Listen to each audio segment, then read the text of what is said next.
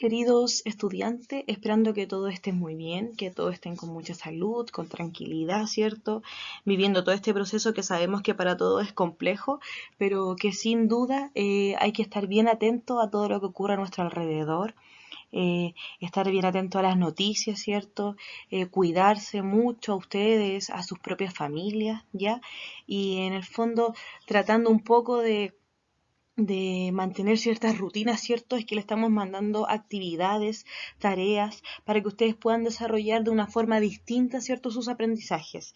Chicos, estamos al tanto que es un proceso complejo, pero es importante que lo tomen como una oportunidad para una nueva metodología de aprendizaje, que quizás en un futuro no va a ser muy lejano, ¿cierto?, a ciertas realidades, ¿ya? Entonces, a raíz de esto, es que hoy día estamos en una nueva clase de biología para todos los primeros medios, en donde vamos a trabajar un concepto, ¿cierto? Que lo dimos como introducción breve a la actividad anterior, que tiene que ver con el concepto de evolución. ¿Sí? Entonces, nuestro tema central va a ser la evolución, causa de la biodiversidad, ¿ya? ¿Cuál va a ser el objetivo? El objetivo de esta clase tiene que ver con reconocer evidencias de la evolución y cómo es esta una causa de la biodiversidad, ¿ya? Así que frente a este objetivo es que vamos a trabajar esta clase, vamos a conocer cuáles son las evidencias, los respaldos científicos, ¿cierto? De por qué se dice que la evolución es la causa de la biodiversidad. Pero antes que todo, vamos a hacer esta recapitulación que hacemos generalmente en nuestras clases al comienzo para poder ir cohesionando, ¿cierto? Y conectando una clase con otra. Entonces, importante, chiquillos, considerar cuando hablábamos de biodiversidad, ¿cierto? Hablábamos de diferentes tipos de diversidad, pero la focalizábamos principalmente a cuál era el origen de nuestra biodiversidad, que se daba, ¿cierto?, la biodiversidad. Y frente a eso manifestábamos diferentes tipos de explicaciones, ¿cierto?, de la propia biodiversidad, explicaciones no científicas que no le dimos mayor detalle, en donde se relacionaban principalmente a lo que era el creacionismo, en una creencia mucho más religiosa, ¿cierto?, que no tenían un respaldo científico, no se llegó a hacer teoría porque no habían comprobaciones, ¿ya? Entonces, después de estas explicaciones no científicas, que no tuvieron mayor respaldo, aparecen nuevas eh, explicaciones científicas, ¿sí? Donde las focalizamos a tres tipos que fueron en el paso del tiempo. Partimos por esta teoría de fijismo, en donde lo que decíamos que las especies no cambiaban, se mantenían en el tiempo, ¿cierto? Que aparecieron y se mantuvieron durante todo el tiempo. Luego hablamos de transformismo, en donde lo que hay acá, si bien se agrega o se acerca un poquito más a lo que es el concepto de evolución, acá lo que proponía es que las especies se iban transformando, ¿cierto? Durante todo el tiempo.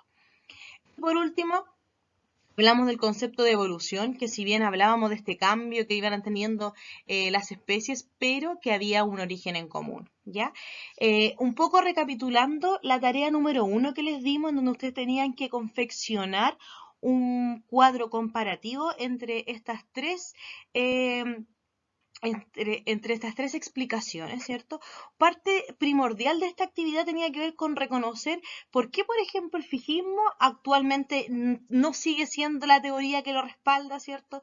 ¿Por qué el transformismo no está del 100% correcto? ¿Qué es lo que en el fondo, por qué han sido refutadas? Porque tenemos que saber que la ciencia va avanzando, ¿cierto? Y que en la medida que vamos teniendo más evidencia, más respaldo, vamos formando estas teorías y que claramente en su tiempo ni el fijismo ni el transformismo lograron mantenerse porque no tenían las evidencias necesarias para poder transformarse en teoría o porque en alguna otra forma aparecieron información, evidencias que iban en contra de lo que decían esto, ¿ya? Por un lado, el fijismo, ¿por qué fue una teoría que fue refutada o rechazada? ¿Ya? ¿Por qué? Porque claramente, con todos los registros que hemos encontrado, los fósiles, etcétera, los seres vivos claramente cambian en el tiempo y lo que proponía el fijismo es que se mantenían fijos, por eso se llamaba fijismo, ¿cierto? Entonces, claramente eso es cero posibilidad de mantenerse, ¿cierto? Luego hablamos de lo que es el transformismo. qué es una teoría que fue refutada? Tiene que ver porque aquí lo que propone es que cada especie seguía su transformación. No había un ancestro en común y que es a lo que se focaliza el evolucionismo. Ojo, el transformismo igual marca un avance con respecto a la evolución, porque propone esta idea de transformación, de cambiar, pero lo que no observa es que efectivamente tenemos un ancestro en común, ¿cierto? Que tiene que ver con lo que propone el evolucionismo y que, como les decía, finalmente lo vamos a enmarcar a un científico en particular, ya que lo vamos a conocer a continuación y que con las siguientes clases vamos a focalizar mucho más nuestros aprendizajes relacionados con este gran científico. Y con respecto a este científico, es que nos preguntamos quién fue este científico, qué es lo que hizo, ¿cierto? Y lo vamos a focalizar a una pregunta que dice, ¿quién fue el precursor de la evolución como evidencia de la biodiversidad? Y fue este científico que les mostraba anteriormente, ¿cierto? Llamado Charles Darwin, que lo que hizo él un gran viaje por diferentes partes del mundo recolectando evidencias que respaldaban a la evolución como como el causante, ¿cierto?, de la biodiversidad como tal. Para eso les voy a mostrar a continuación un video resumen de Charles Darwin y su trabajo, porque durante las otras clases nos vamos a focalizar mucho más en estos conceptos, ¿ya? Ahora la idea es que ustedes lo conozcan generalmente, qué es lo que hizo, para dónde apuntaban sus evidencias, ¿sí? Y ponerle mucha atención a lo que vamos a ver a continuación, porque nos va a servir mucho para las siguientes clases. Vamos a hablar de evolución. Para esto, es importante remitirnos a la vida de la figura más destacada de este tema. Me refiero a Charles Darwin, el ilustre naturalista inglés que en 1858 desafió el pensamiento de toda una época con su teoría de la evolución de las especies. Pero conozcamos un poco más de la vida de este célebre hombre. Charles Darwin, después de un profundo proceso investigativo, descubrió que las especies de seres vivos evolucionan con el tiempo, con las condiciones del ecosistema y a partir de un antepasado común, mediante el proceso de selección natural. ¿Y qué es eso de la selección natural? Bueno, es la base de todo cambio evolutivo y el mecanismo con el que la naturaleza selecciona a los seres vivos que logran sobrevivir y reproducirse. Cuando la selección natural favorece las características de una especie en el tiempo y las generaciones, puede dar lugar a la formación de una nueva especie o especies con características mejoradas. Con tan solo 22 años, el joven Darwin viajó por el mundo, entendiendo cada vez más la historia natural. Pero de pronto, en su paso por el archipiélago de Galápagos, que había sido reclamado por la naciente República del Ecuador, el joven empezó a adoptar una fascinación única por su flora, fauna y minerales, la cual, al cabo de unos años, lo llevó a un detallado análisis en el que encontró diferencias y similitudes con un grupo de pequeñas aves terrestres, que luego se convertirían en ícono de evolución, incluso recibiendo su nombre, los pinzones de Darwin. Sus estudios llegaron a determinar cómo las diferentes especies de pinzones habían ido transformándose en respuesta a los cambios ambientales y alimenticios a través de la selección natural. La teoría de este científico inglés nos heredó dos tesis fundamentales. Primera, las especies derivaron de un ancestro común, pero con el transcurso del tiempo, las generaciones fueron acumulando diferencias. Y segunda, a través de la selección natural, solo los individuos mejor adaptados logran sobrevivir y reproducirse, dejando descendientes con características similares. Dichas tesis causaron un efecto sísmico en el pensamiento moderno, mostrando al ser humano como una especie más entre las muchas que evolucionan en nuestro planeta. Ya chicos, entonces, frente al video, ¿cierto?, mostrado, esto era solo una invitación a lo que viene más adelante con respecto a Charles Darwin. Vamos a hablar harto de él, de la teoría de la selección natural. Vamos a analizar el viaje que él hizo, que incluso visitó nuestro país, ¿cierto? Donde él investigó. Y la idea es que ahora nos focalicemos al objetivo de la clase, ¿ya? Entonces, frente a esto, ¿por qué la evolución es la teoría del origen de la biodiversidad? ¿Cuáles son las evidencias que respaldan que la evolución efectivamente es quien originó a tanta diversidad biológica? ¿Ya? Importante, chiquillos, que tengamos en claro ciertos conceptos, como por ejemplo el concepto de evidencias. ¿Qué es una evidencia como tal? Según nuestro significado, ¿cierto?, de la RAE, lo que significa evidencia es una certeza manifiesta que resulta innegable y que no se puede dudar. ¿Ya? Ese es el concepto general de evidencia y que nosotros en ciencia lo asociamos a un respaldo científico. ¿Ya? Entonces, si decimos que actualmente la evolución es una teoría, quiere decir porque la hipótesis que probó, que es cierto, la hipótesis que dice de la evolución está respaldada, fue comprobada de cierta manera. Ahora, existen 5 tipos de evidencias que respaldan a nuestra teoría de la evolución y que no solo enmarcan una sola disciplina, por ejemplo, de la ciencia, sino en 5 distintas disciplinas, en 5 diferentes tipos de estudios que nos van a explicar, que nos van a decir si efectivamente la evolución es quien originó nuestra biodiversidad. Ahora, para esta clase vamos a trabajar con un tipo de evidencia y en las siguientes clases vamos a respaldar, vamos a explicar las otras, ¿ya? Hoy día en esta clase vamos a focalizarnos a las evidencias paleontológicas, que tiene que ver con los fósiles, ¿cierto? Y que la vamos a hablar con mayor profundidad en las siguientes diapositivas. Y en las siguientes clases vamos a hablar de las otras 4 evidencias. Por un lado está las evidencias anatómicas, ¿cierto? Que tiene que ver un poco con la anatomía comparada, el explicar, el comparar ciertas estructuras que son en común para los seres vivos y que cumplen diversas funciones. Por otro lado están las evidencias embriológicas, obviamente focalizado, al desarrollo embrionario, ¿ya? Luego están las moleculares, en donde lo relacionamos principalmente con nuestro ADN, estas evidencias químicas, ¿cierto? Moleculares del ADN que tenemos en común, etcétera. Y por último, las biogeográficas, que están asociadas, ¿cierto?, a la distribución, ¿ya? Porque en cierto momento ciertos organismos ocupaban un lugar, después habían evidencias en otros lugares, ¿ya? Entonces, chiquillos, hay diferentes evidencias que respaldan a la evolución y que acá las enmarcamos en 5 principales: paleontológicas, anatómicas, embriológicas, moleculares y biogeográficas. Y para la clase del día de hoy vamos a hablar de la evidencia paleontológica, ¿sí? Recordar que el objetivo de esta clase es que ustedes reconozcan evidencias que me respalden que la evolución efectivamente fue quien provocó la biodiversidad, ¿sí? Chiquillos, y comenzamos entonces focalizando 100% en nuestro objetivo, pero principalmente en la evidencia paleontológica.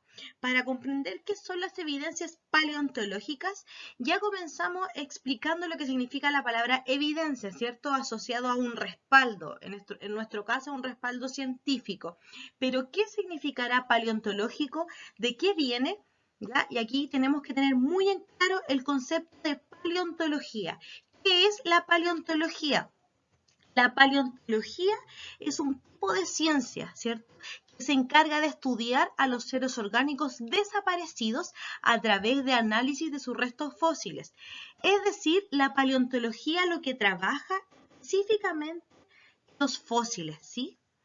Para esto es importante que conozcamos qué son los fósiles y para poder determinar qué son vamos a ver un video que nos explica qué son los fósiles y que luego en las siguientes diapositivas vamos a explicar, vamos a analizar el concepto como tal.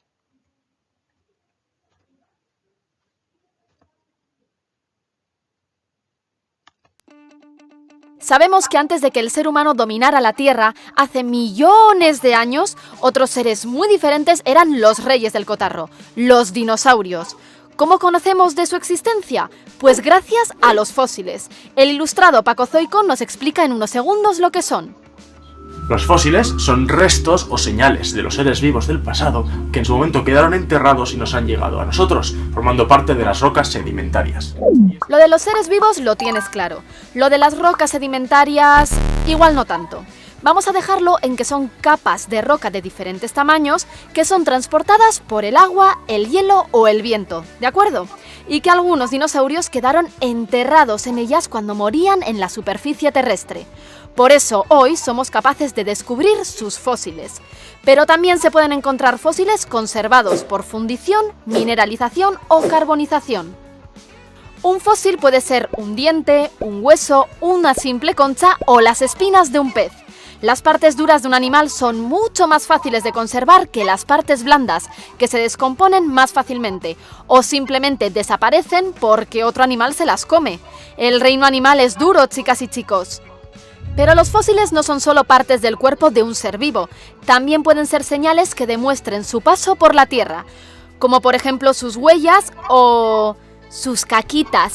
Sí, los dinosaurios también hacían sus cosas y algunas de ellas se han conservado hasta nuestros días. Pero si os sentís incómodos llamándolas caquitas jurásicas, llamadlas coprolitos, que es el término correcto. A veces las circunstancias hacen que los seres vivos del pasado se entierren rápidamente. Su cuerpo queda sepultado sin que haya sufrido ningún tipo de deterioro. Como Han Solo atrapado en carbonita, con la diferencia de que el personaje de Star Wars no sería considerado un fósil de conservación excepcional. ¿Y qué tienen de excepcional? Sus partes blandas, o al menos algunas de ellas, se han conservado junto a las partes duras. Un ejemplo es el Archaeopteryx, un ave primitiva encontrada en Alemania en los años 60, que era una mezcla de los dinosaurios con plumas y las aves actuales. ¿Ves las líneas que las forman? Las plumas, blandas, se han conservado junto con el hueso, duro. ¡Sí tiene hasta dientecitos! Estos animales ya están muy evolucionados, pero los primeros fósiles que se encontraron fueron organismos unicelulares de hace más de 3.500 millones de años. El fósil de una bacteria. ¿Cómo habrán encontrado un fósil microscópico? Ya, chiquillos, y ahí está más o menos una recapitulación del concepto de fósil que los vamos a trabajar en la siguiente diapositiva. Entonces, recapitulando el video que observamos, ¿qué son los fósiles? Cuando hablamos de fósiles, hablamos de cualquier resto o evidencia de un organismo que vivió en épocas geológicas pasadas y que por ABC motivo se ha conservado en el tiempo. ¿Cuál es la importancia, chiquillos, de los fósiles? Es que el estudio de los fósiles nos ha permitido inferir los cambios de la biodiversidad a lo largo del tiempo. Cómo en cierta era, en cierta época, se mantuvieron ciertos organismos que luego desaparecieron, ¿cierto? Todo eso ha sido inferido gracias al estudio de los fósiles. Ahora, ¿dónde? ¿Cómo se llaman los lugares donde se encuentran los fósiles? Como su nombre lo dice, yacimientos. Dicho de otra forma, yacimientos de fósiles. ¿Qué son?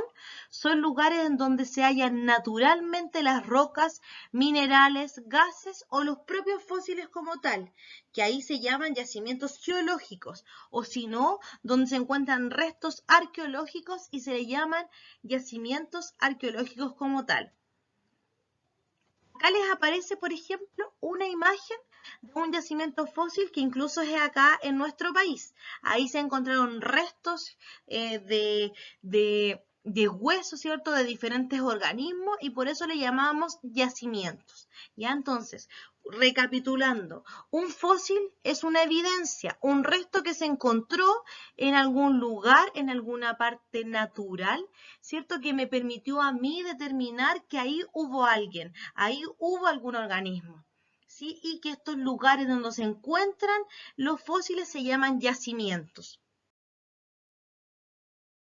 Acá en Chile tenemos diferentes yacimientos en diferentes zonas de nuestro país. Aquí les voy a mostrar, por ejemplo, el yacimiento de la Patagonia chilena en el Cerro Guido. Ahí se observan diferentes dinosaurios que visitaron, ¿cierto? Que vivieron ahí en esa zona, ¿ya? Por otro lado, tenemos acá una imagen de un yacimiento que se ubica en Bahía Inglesa, en nuestro norte de Chile, que ahí incluso hacen tour arqueológicos ya relacionados con descubrir y poder usted comprobar quiénes son los visitantes de cierta época en nuestro país. Actualmente, incluso la Universidad Católica, Universidad de Chile, sobre todo la Católica del Norte, está focalizada a hacer estudios de restos que todavía se encuentran y que todavía no se sabe específicamente a qué pertenecen. Y acá, ¿cierto? Una breve noticia, ¿cierto? Un breve reportaje de hallazgos que se han encontrado en el último tiempo. Un poco lo que yo les decía. Actualmente Chile es un país rico en investigación científica, ¿ya? Y los paleontólogos tienen gran campo para poder estudiar, para poder descubrir nuevos fósiles. ¿Cómo se logra obtener los fósiles? ¿Cómo logramos que un científico, ¿cierto?, trabaje estos fósiles? Comprobamos qué es, si pertenece a un dinosaurio, si pertenece a otro tipo de especie, etc. Entonces, ¿cómo se hace este proceso? En primera instancia, el paleontólogo es quien estudia, obviamente, la paleontología, es el científico que va a trabajar, ¿cierto?, con los fósiles, va a la zona, va a nuestras zonas de fósiles llamadas yacimientos. Aquí va con su grupo, ¿cierto?, experto, de diferentes ramas, geólogos, ¿ya?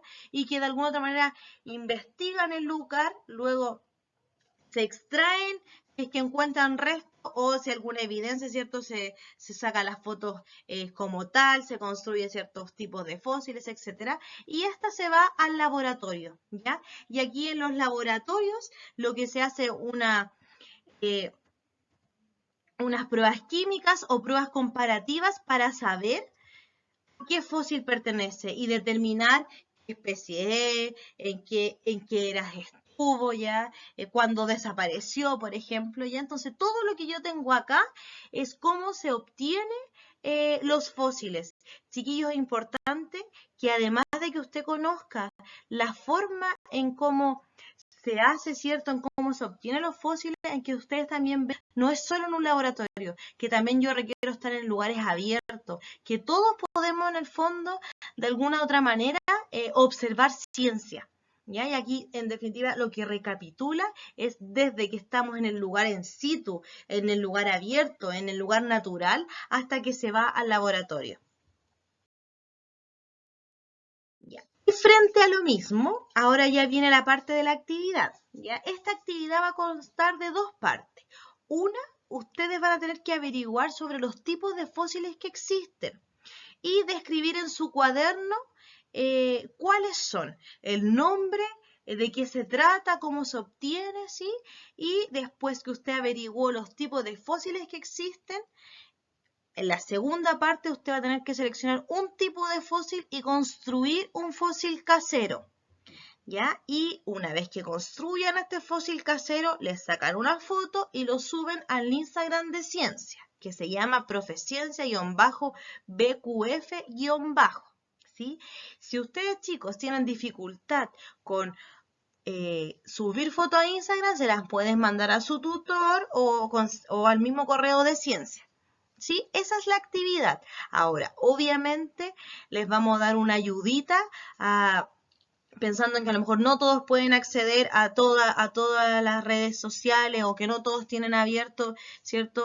Todo el internet, todos los navegadores. Entonces les voy a dejar un video de ayuda para que conozcan una forma casera de hacer fósil. Ojo, hay muchas formas de hacer fósiles. La idea es que usted busque material que tiene en su casa, ya que por bajo ningún motivo salga a comprar ningún material, que solo sean materiales que usted tiene en su hogar y que ahí construyan su fósil casero.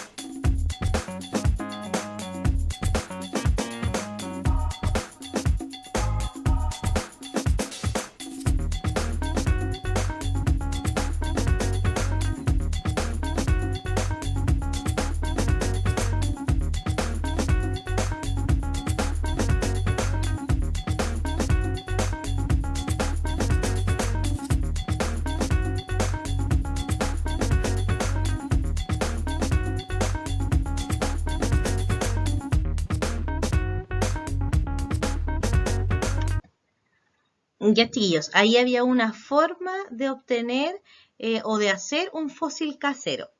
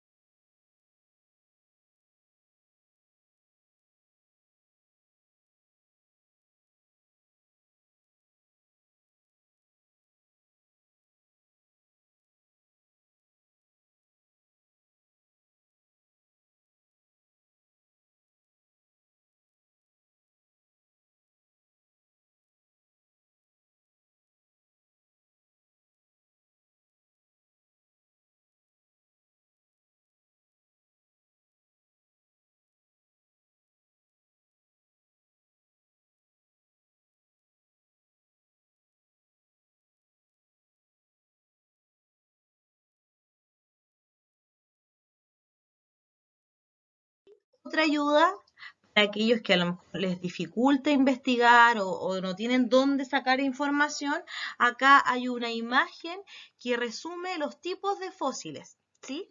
Y que aquí pueden ustedes leerlo con harta atención para que puedan resolver la pregunta 1 y luego hacer su pregunta 2.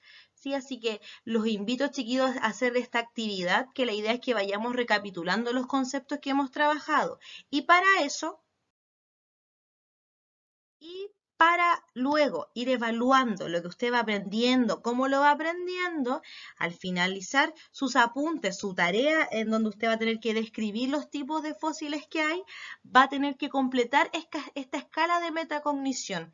En el fondo, a lo que apunta la metacognición, a que usted evalúe el cómo está aprendiendo, que se haga pregunta qué es lo que es más fácil, qué es lo que es más complejo. Si bien esto lo hacemos generalmente en los cierres de las clases y como dado a esta forma en cómo estamos trabajando, los invito a responder en su cuaderno, primero que todo, ¿qué ha aprendido hasta ahora con estas clases que hemos hecho? ¿Cómo lo ha aprendido? ¿Para qué me ha servido? ¿Y en qué otras ocasiones puedo usar estos contenidos o estos conceptos? ¿Ya? Chiquillos, importante que usted se haga consciente de su proceso de aprendizaje, que entendemos claramente que es una estrategia muy compleja para algunos, que es una metodología muy ajena quizás para otros, pero que lo ven, como les decía al comienzo del video, como una oportunidad para que usted aprendan. Cuenten con nosotros para lo que usted estime conveniente, ¿cierto? Cualquier duda que tengan puedan hacerlas llegar por su tutor, por el Instagram, pero por favor, bajo ninguna forma frustrarse si hay cosas que no entienden, porque todo es solucionable. Para todos es nuevo y lo importante es que usted tenga toda la energía y las estrategias, ¿cierto?, para poder avanzar. Así que les deseo una buena clase, quedo atenta a cualquier duda y eso, cuídense mucho y mucha fuerza para todos.